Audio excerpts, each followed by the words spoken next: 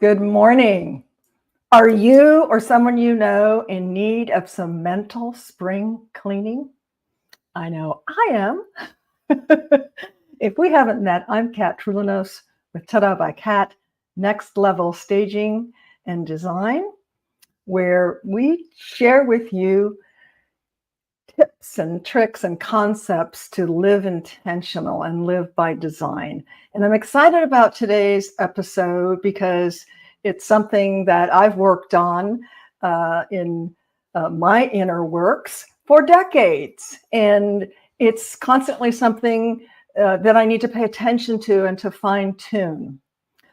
We talked about feng shui and feng shuiing your home last week. And this seemed like a perfect segue into our interior headspaces.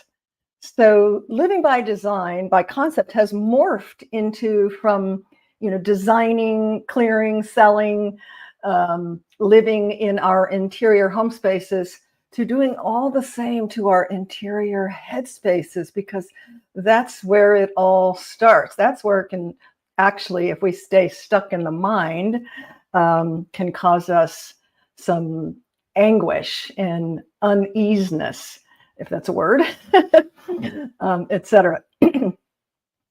Thank you so much for tuning in. We're streaming on 7 sites, and you may be listening to this on Spotify. We also have the audio. So if we get into an exercise such as breathing, don't close your eyes while you're driving.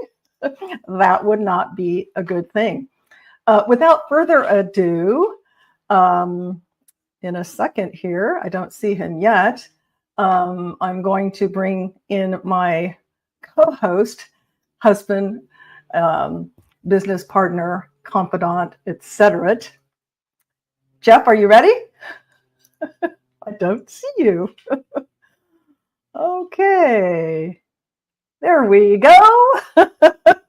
There he is. Welcome. Let's get Good morning, everyone. side by side. Good morning, Jeff. Yeah, little technical difficulty. Yeah, that's Too okay. many things streaming at the same time. Yep. Jeff works behind the scenes and has to go multiple places in our home office here to make sure everything is connected and works. And I so appreciate you, my big bear, for everything that you do for helping to up-level Kat's home chat. So welcome, darling. So everyone, let's just dive in to, I've got a couple slides here. I think you'll find them amusing, and a couple exercises if you do want to participate. You're more than welcome to. I would encourage you. And as we talk about some ideas, think about trying one or two or a couple to see what resonates with you, what sits with you. Thoughts do become things. Wayne Dyer is the one that comes to my mind. I'm sure he's not the first thought thinker or thought leader that came up with that term, but thoughts do become things. And if you're like me, you find yourself juggling too many thoughts. And thoughts can keep you from sleeping. They can keep you from focusing, of course, from being productive, etc. So the best way described, and I believe the first time I heard this was in a book. I don't remember which book it was of Wayne Dyer's, but it was on the line of meditation. And some people get, oh, meditation, I don't meditate. Well, we meditate, we even self-hypnotize many times throughout the day, just probably not consciously. And most of today's talk is going to be about raising the level of consciousness so that we can design our internal spaces. So the description that just resonated with me with Wayne Dyer was that thoughts that, let me get this right. When we notice the space between thoughts, so the space between thoughts, whether you're not meditating or you're meditating, is really the space that you're looking for and will help prevent you from overthinking, whether you're trying to meditate, which if you're like myself and many people, you've tried meditating, you go, I can't get the thoughts out of my mind. I can't still that mind chatter, to be able to still myself, to not have those thoughts. And I know many of us experience that with sleeping as well. Magnesium is my best friend for that. If you haven't tried magnesium for sleeping, do. There are 7 different kinds of magnesium, so you want to make sure you get the right one. Message me if you want further information on that. But stilling the mind, and with practice, that gap will become larger. In the beginning, the thoughts are racing. Where does that come from? It comes from a lot of stuff. Having too much to do, having, juggling so many plates and processes.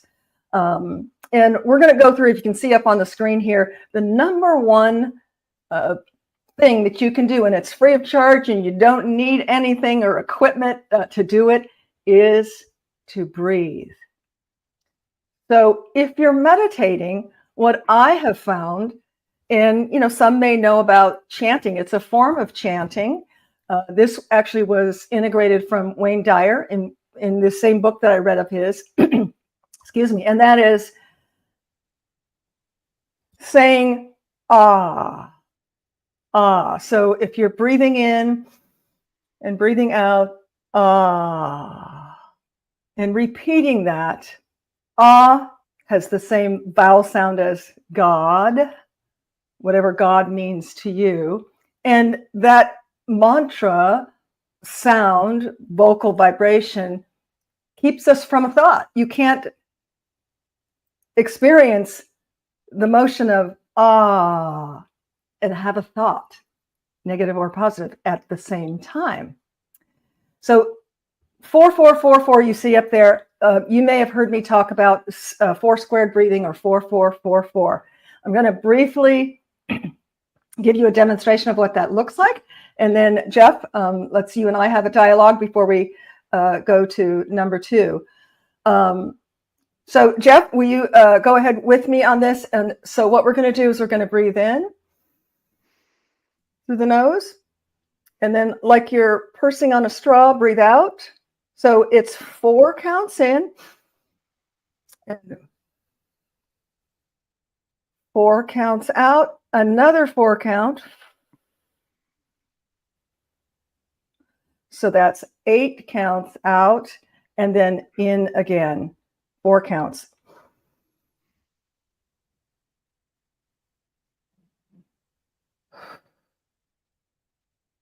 And actually, I got that wrong. So I'm trying to talk and do it. So it's 4 in, 4 more in, 4 out, 4 more out, 4 in, 4 more in, 4 out, 4 more out. Will you demonstrate that, Jeff, while I count? So it's 4 in, 2, 3, 4, another 1, 2, 3, 4, getting into the diaphragmatic. And then it's exhale like a straw, 2, 3, 4, and push it all the way out. Feel the muscles of the abdomen contract. Whoa, I'm seeing glitters. So that's 4 squared, or 4-4-4 breathing. And I want to tell you guys, if you have had anxiety, if you've been a victim of overthinking, which I don't know who has not, you can use this any time. I use it in the car quite often. Jeff has heard me say that. And it keeps me from being an angry driver, judging and being frustrated, etc. But it is magic. It is magic. I do it multiple times a day. That's what's necessary for me. And I feel so much better when I do it, is just to breathe and practice it. Try it. If you don't try anything else, try this one, because it is magic, and it's breath. I think there's something in the Bible that, God breathed life into us. It's God. You can put whatever vision you want to it. Your bringing in God, love, and light into those first 8, and you're giving it back. Love and light and God. And when I create customize audios for clients through my LBD Living by Design platform, we use that description, and I think it fits anything, whatever and whoever you call God, love, and light. It's all love and light, no matter who your source, God, Jesus, Muhammad, Buddha, whoever. Would you agree with that, Jeff? Yes, absolutely. So before we go into number 2, negative thoughts and how we can curtail those, which, segues into the breathing, but I have some other thoughts on that. Any thoughts on the breathing technique, Jeff? And have you used it? I know you have used it as well. Yes, I used breathing techniques, especially when I was going through my bout with anemia. I needed to promote more blood flow, more oxygenate, to get into my system. So I realized that what was going on is I would get shortness of breath really quick because there was not enough in my blood of, I believe, white blood cells. So by breathing exercises, it allowed me to oxygenate my blood and my hemoglobin and cells count and all that, and it helped me tremendously. But I had to be conscious of it to focus to Yes. be able to do this, because it's very easily to sit there and just be complacent and not do these things, because it's just, you think, well, I breathe normally, so why do I need to be so-called paying attention, Conscious emphasizing? about your breathing. Yes, and I Right. want to bring up a point on that, Jeff, because that's so important what you bring up, that you had to be intentional on that breathing. And I've mentioned this before in other episodes, that most of us, and when I first discovered this decades ago, I realized that I was shallow breathing. And I Yeah. believe that the majority of us do shallow breathe. And when you raise your level of consciousness to be aware of your inner body, to go, and especially when we get tense or anxious or nervous, or we're going to be late, or the kids aren't getting ready for school, they're not doing the right, whatever, life, it is the natural reaction to shallow breathe. And what happens if you keep doing that without oxygenating your system? You're creating a platform for dis-ease, for breakdown, because we need, of all things, water and oxygen. Water and oxygen. Yes. That'll be another episode on water. Our bodies are 75% water. But oxygen, in fact, it makes me, excuse me while I take some deep breaths right now, because, even in a positive, anxious state, we can lose that consciousness of doing deep diaphragmatic breathing. And when I first studied yoga, probably 4 decades ago, that's probably when I first heard the term diaphragmatic breathing. This 4-4-4 breathing, I believe there's a gentleman that kind of coined it, but there's been several people, and it also ties in with yogic, and part of that is using the entire core. That's why it's so important to do the 8 count exhale and actually feel the constriction of the abdominal muscles. And the nice side effect of this, ladies and guys, is that you're giving yourself an abdominal workout at the same time while you're sitting driving, or sitting at your desk, or even sitting on the sofa. So many benefits. But thank you for that, Jeff, because intentional. And I want to touch on the focus of intentional to your specific dis-ease, or whatever's going on in your body. For Jeff, it was a bout of anemia. And so he focused on, increasing the blood cell, the red blood cells, all the things that biologically, anatomically need to happen for him to heal. So he's envisioning, and the body has it has nothing to do but to do what we tell it. And it doesn't know the difference whether it's real or not real. And this is why suggestions, visions, intentional thoughts are so powerful, guys, because the body is going to listen. Whether you say, "Oh God, I'm fat, I'm ugly, I'm unhealthy," and all those things, the body will believe that and help you make it so. Conversely, and then I'm giving you a little example with my trainer, who I'm seeing later today at noon. I always try to ask him, if I forget, what particular muscle is this engaging or helping? Because putting that vision in my mind then helps me to intentionally envision the cells, the muscles, the blood flow to improve that particular muscle. And I will tell you, there's studies out there that support that, where they've done it with vision and without vision, and the results are phenomenal. Again, it's just mind-blowing, the power of our mind and our intentional thoughts. So thanks for sharing that as well, Jeff. Did you want to add anything to that before we go on to number 2? Well, the mental spring cleaning about the mindset and the mental. Yes. I just wanted to touch in regards to what you were saying. Having your mind participating in the healing of the body. I listened to a recent interview on a very esoteric individual that was in the government system, that was in the military.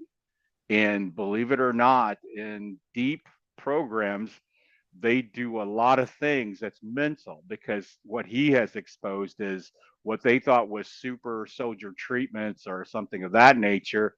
It was actually placebo. Everything else that they were able to manipulate their reality and their bodies came from their mind. Their mind. The power of the mind. We could do like a whole episode on that. Absolutely. Yeah. Thank you for that, Jeff. So I'm going to bring in my next slide that I have, or graphic. I was blown away when I Googled it last night to find it, because I ripped this out of a newspaper probably 3 decades ago. Why? Because I, at that time, considered myself a compulsive overthinker. And at that time, it was real big. I think it's kind of lost its glamour because of a lot of health issues, but stomach stapling was really big, right? So you staple the stomach so that you eat half as much. So let me bring this to the stage. Oh. This is Professor Lundquist in a seminar on compulsive thinkers illustrates his brain stapling technique.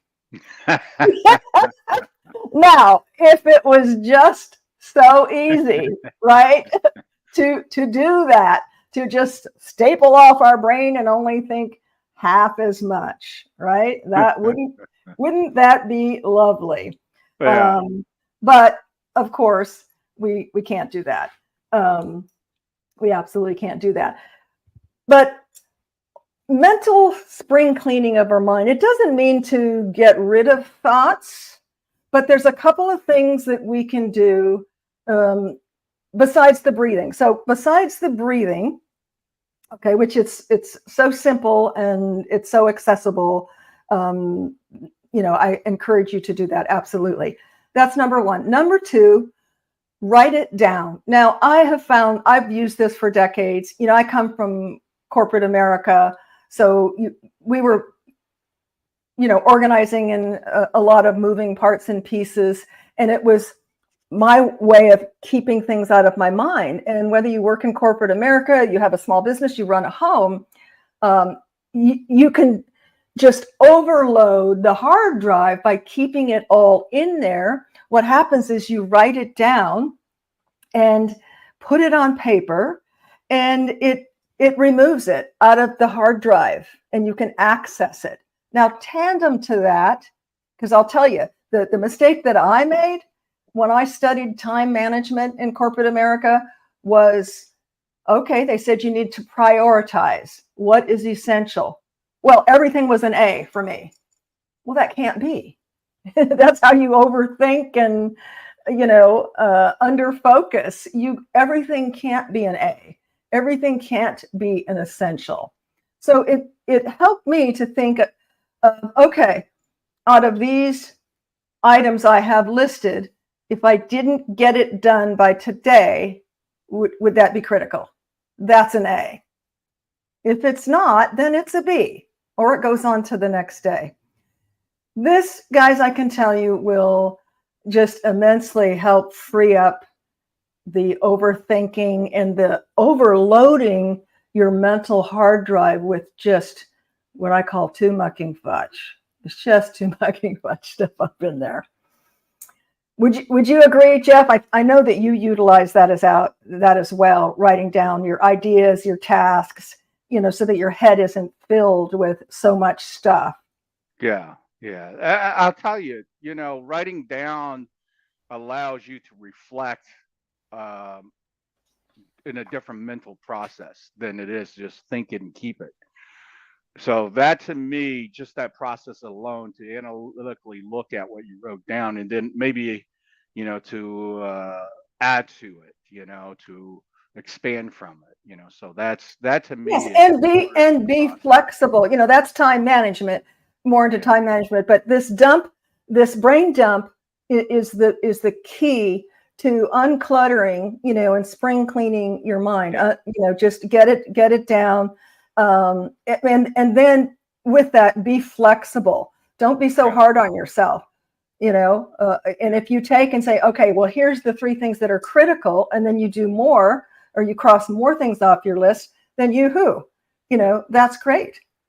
Part of overthinking can be, and this gets into kind of a psychodynamics, but that we're not going to cover today, but is tending to be a perfectionist. Not making a decision. And guilty here. I've overcome that, and it comes with letting go. And being in the power of now.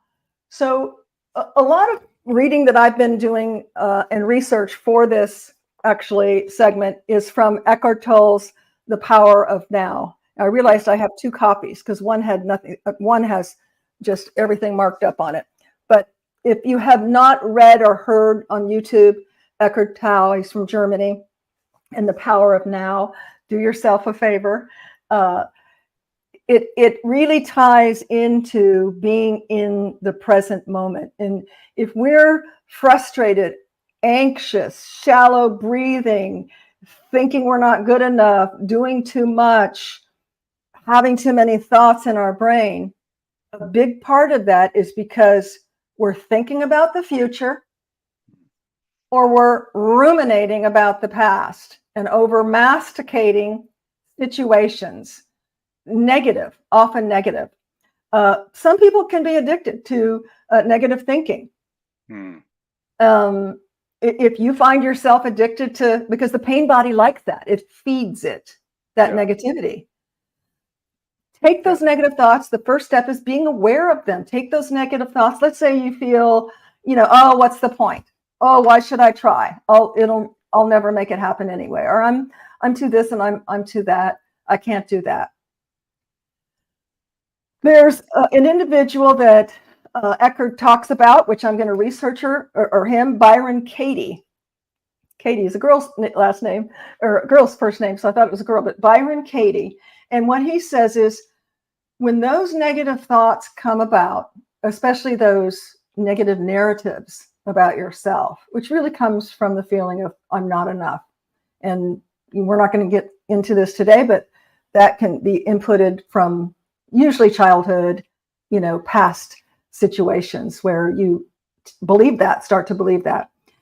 What you want to do is ask yourself the question, let's say, why try? I'm not going to succeed anyway. Ask yourself, is it true? More than likely, you have no evidence to support that that is true. So, turn that around. Well, what if?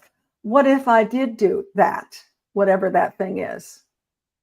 What's the worst that could happen? What's the best that could happen? Explore that, because you're living a limited life if you're telling yourself negative narratives and you're a negative Nelly and you're addicted to negative thinking. Again, it takes practice like anything else, but the tools that we're talking about today, breathing, finding space between the thoughts, finding quiet time. It doesn't have to be meditation. It can be just quiet time. A couple other things that you can do is go out in nature. Jeff and I have recently, with this gorgeous California-like Texas weather, have been taking walks. And it's not just for our physical, it's for our whole, mental, etc., clarity. Because, nature, going outside, breathing the fresh air, seeing the trees, the nature, the animals, it's the closest we can get to God on this earth plane, I feel. And many people would agree that they feel more connected to source when they're outside in nature. Would you agree with that, Jeff? I 100% agree with that. And if I may, let me add this too. Mental cleaning and mental dump and mental awareness clearing, all these things are all related to each other. And Yeah. what you will find that if you continue to ignore the clutter, you tend to lean on your so-called vices, habits like drinking, Ah, smoking, and things so forth, because thank what you. you're trying to do is numb this nagging negative reason of for whatever. And I'll share something really quick with you that I learned from Making Love Works workshop. Barbara DeAngelis ran this back in the 80s and the 90s, and it was fantastic workshop. And one of the things that we learned about mental cleaning was wrapping up loose ends, close the chapters, find resolutions. Like, for instance, I had a set of photos from this couple that had done special graphics for t-shirts and so forth, and they says, hey, I really wanted these pictures back, so I'm going to loan them out to you. And like, typical me, I have it, and then next 6 months go by, 8 months go by, and whatnot. But once I understood the mental cleaning, I went through a process where I called people I needed to talk to. I returned those photos and wrote an apologetic letter, did all the things that was cluttering me from being clear. Does that make sense? Mm-hmm. Once that was gone and it was out of my system, I felt liberated. Like a ball and chain was removed from me. Now I can move forward, be loving, be clear, and so forth, and not worry about, oh, do I owe somebody something? Or should I have done something? Is there stuff that I've promised that I still have not delivered?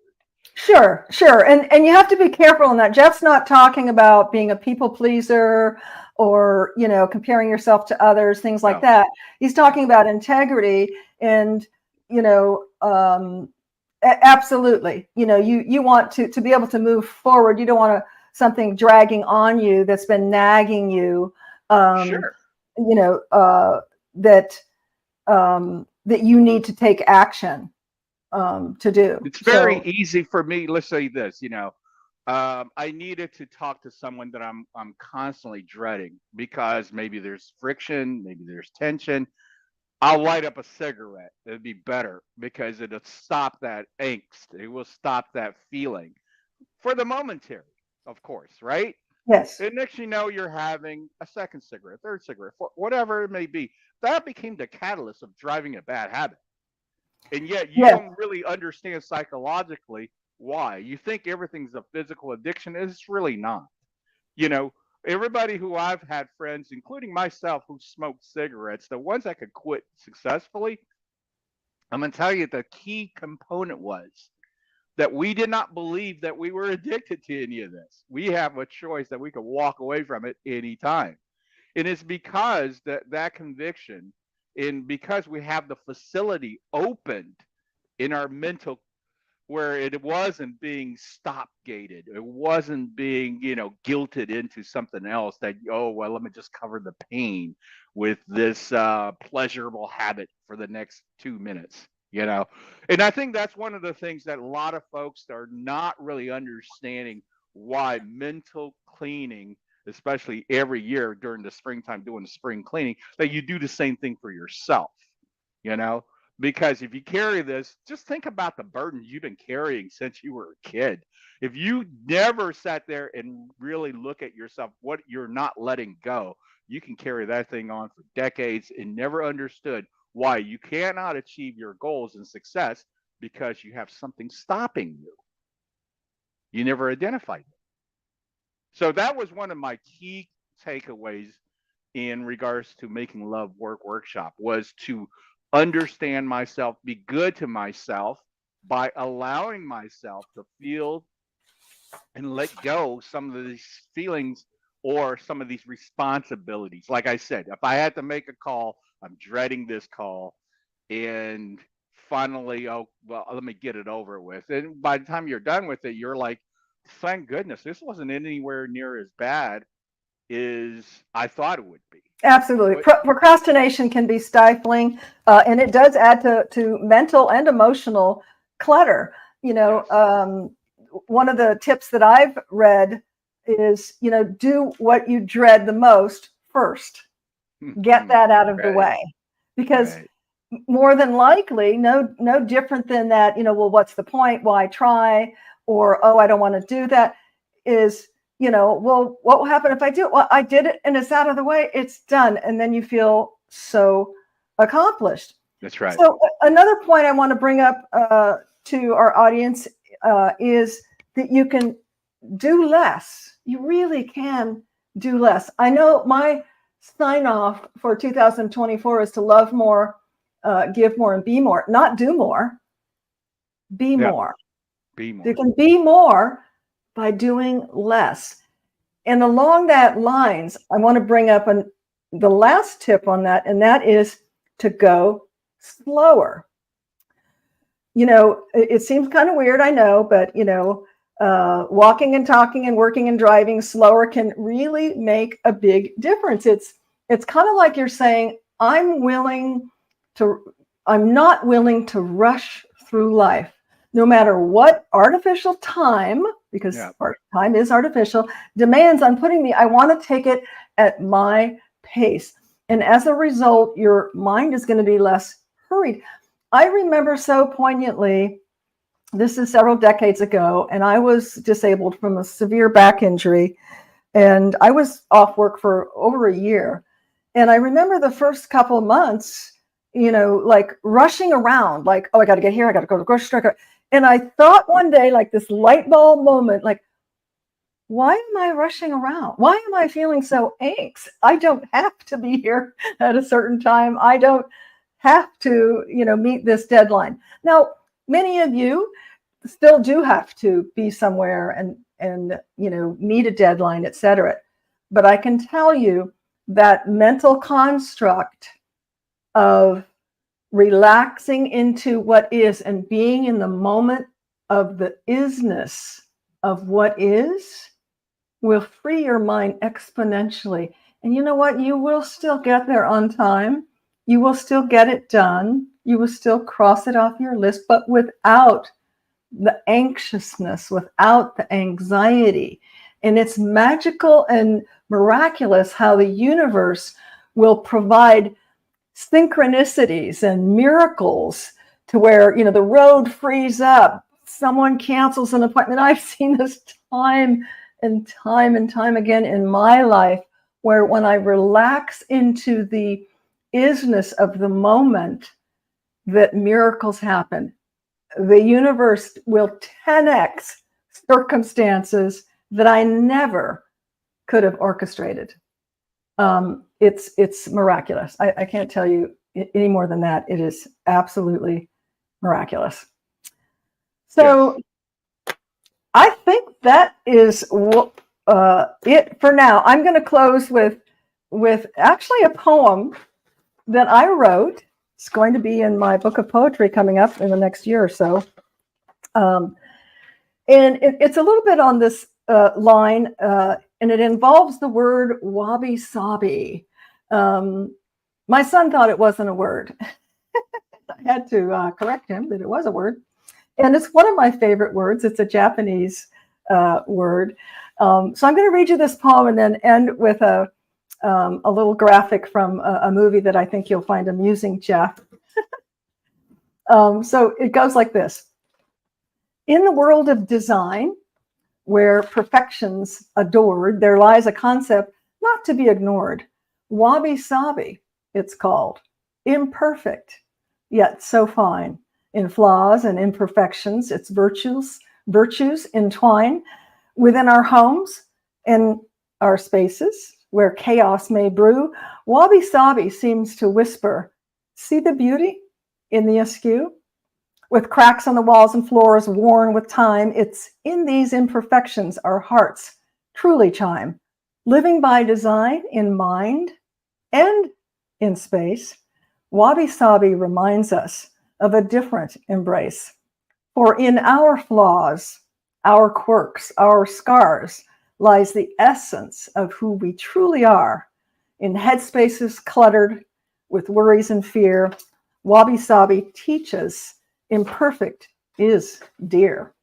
For in our doubts, our struggles, our strife, we find our perfect beauty in the rhythm of life.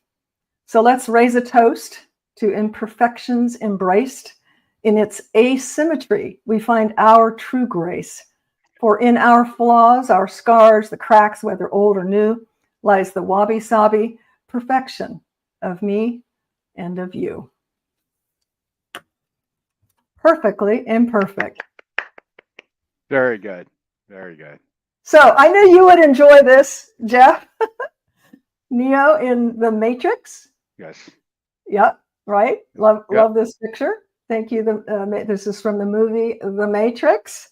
Our granddaughter loves all of them. I think she's seen all of them. And I'm going to leave with this quote. I guess I can't get two slides up at one time. Okay. So this is a quote from Morpheus. I'm trying to free your mind, Neo, but I can only show you the door.